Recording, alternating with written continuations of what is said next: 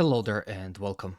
This is Mikhail or Michael speaking, and as always, before the video starts, I want to use this opportunity to express my eternal gratitude towards those who decided to support me financially, be it through Patreon, PayPal, or Super Thanks. I really appreciate your generosity, so thank you, friends, and have a great day. Now, today's video I will start with the settlements of Marinka and Novomykhailivka, as this particular portion of the front became one of the most hottest spots in the Russo-Ukrainian war. First, let's discuss situation around Novomykhailivka, as Russians continued their offensive and as a result of successful offensive actions were able to advance to the south of the town and capture about this much territory from the Ukrainian side.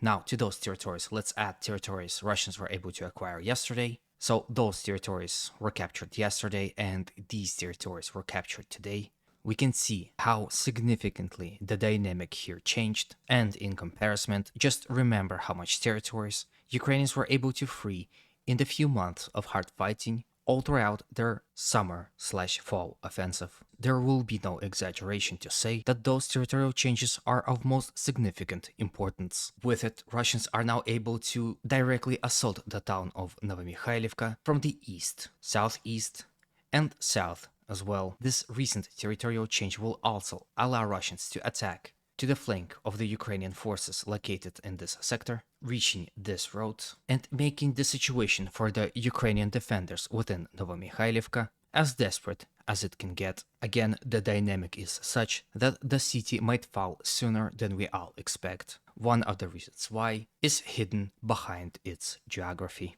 Unlike Bakhmut, which was surrounded by multiple villages, as you can see, Novomykhailivka is located right in the open, and there is no towns or settlements that can be served as a strongholds for the Ukrainian forces. Thus, Russians are basically walking across the open fields without meeting any significant defensive positions. Then, unlike Avdiivka, Novomykhailivka is not located in any preferable terrain. There is no hills, forests, or marshes that can defend the city from its flank.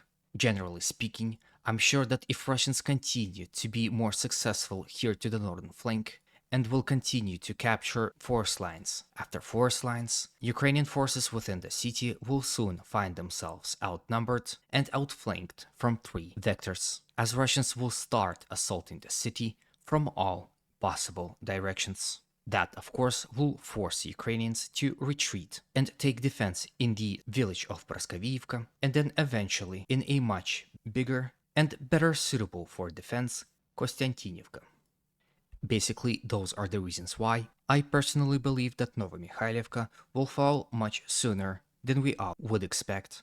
Now, of course, if there's something you want to add, please do so in the comment section below. I will be very keen on reading those opinions. From Novomykhailivka, let's move to the settlement of Marinka. Again, I think this front line is interconnected and Russian forces here are attacking in synchronization, applying pressure across the whole front, thus not allowing Ukrainians to significantly reinforce one portion of the front, which allows Russians to overwhelm Ukrainian defenders in particular situations. Here, Russian offensive continues in the general direction of Ukrainian-controlled village of Pobjeda, and Russians also continued fighting within what's left of Marinka settlements, and although Russian attacks were denied when it comes to the settlement of Pobjeda, Russians were much more successful when it comes to the settlement of Marinka. As a result of successful offensive operations, Russians were able to advance along Ivano-Franko Street and capture those territories in the process. Here you can see that presented on this picture.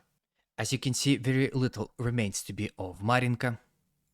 The warehouses to the very north are nearly captured and are now mainly in the gray zone, and what's basically left is this portion of the street, which Russians are currently fighting in, and what remains is to advance along Ivano-Franko Street, reach this intersection, take control over the crossing along this reservoir, thus ensuring that no attack will come along the Kashtanova Street in the direction of Marinka town itself. This particular territorial gains are important if Russians want to secure Marinka once and for all. Ukrainians, on the other hand, are constantly counter-attacking Russians in attempt to stop and even retake some of the recently lost positions within Marinka town. However, those attacks are unsuccessful. There is a video of such attack. Unfortunately, I am not able to show it to you. The uncensored version of my video you can find on my Patreon. In this video, Ukrainians sent a desperate attack in attempt to recapture recently lost position along what would seem to be Ivanovo-Franko Street. However, that attack was not a surprise by the Russians.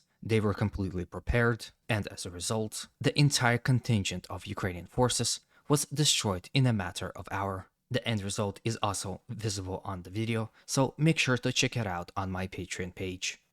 This video itself, or the fact of those attacks, that Ukrainians are desperately trying to fight back, but despite the sacrifice of brave Ukrainian soldiers, that is impossible in this point in time. Perhaps a sufficient reinforcements can change the whole situation, but due to the fact that Russians are constantly attacking across the entire front, Ukrainians have no fresh brigades to spare. Then from the town of Marinka, let's move all the way to the settlement of Avdiivka. Now here is where Russians were able to yet again advance, and as a result of successful offensive operations, were able to capture about this much territories in the forests and within the first streets of Avdiivka. Currently, Russians are attacking along the Kalasova street here, and along this street also. The fighting here is most intense as it is now turned into building-to-building style of warfare, and Ukrainians are constantly attacking Russians in attempt to repel those said attack. And as you can see, somewhere they are successful, and at some places, like here, they are not.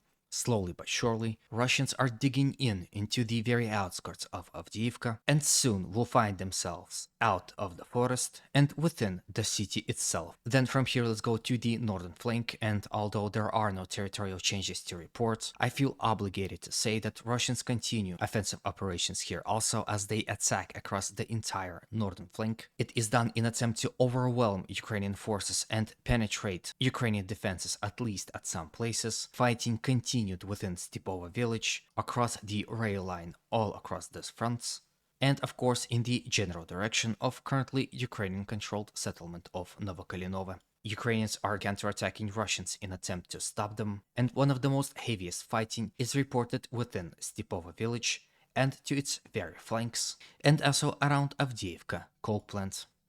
Russian attacks across these open fields are not very successful as Russians are forced to advance in the open without any cover. As I speak, hard fighting continues here in this area, and it's hard to say who is coming on top. Let's move to the town of Bakhmut and also discuss the situation here.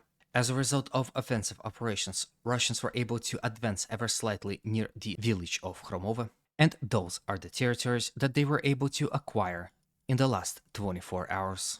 From here, let's visit Soledar sector, where two Russians have become very active in the last few days. Today, they advanced near Sako-Ivan-Seti and captured this much territory in the process. As you can see, those territorial gains are in obvious attempt to advance along the road and reach the village of Fedorivka.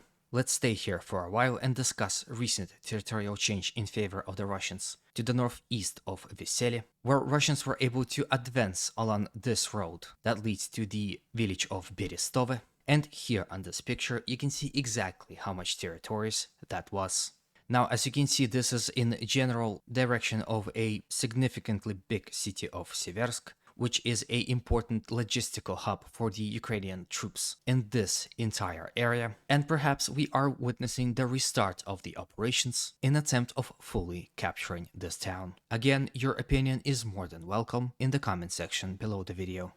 With this, I end today's video. Hopefully it was to your liking and was informative enough. If it was, please consider supporting it by any means you consider necessary. As always, humanity calls me to condemn all violence against human beings. Have a good day, and always remember, Russia will be free and great.